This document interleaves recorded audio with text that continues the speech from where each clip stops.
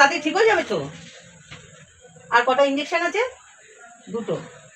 আচ্ছা ঠিক আছে ঠিক আছে, তাহলে আসবেন আবার। হ্যাঁ কালকে, হ্যাঁ আসুন আসুন আসুন।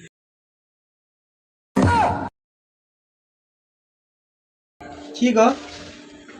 আরে ডাক্তারবাবু ইঞ্জেকশন দিতে দেখো ভুলে গেছে। এই দেখো ইঞ্জেকশন দেয়নি আমাকে, চলে গেল ডাক্তারবাবু।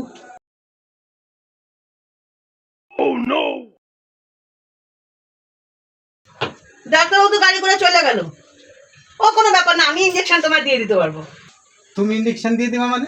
ডাক্তার নাকি তুমি? এ মা, আমি তো ডাক্তারই। তুমি ডাক্তার? মা আমি তো জানতাম না তো।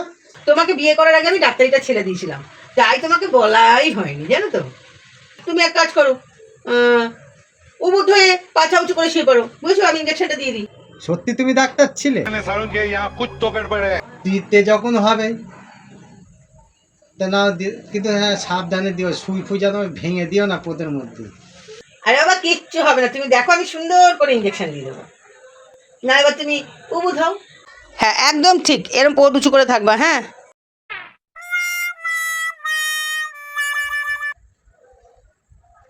না, এই দিকটাই ঠিক হবে।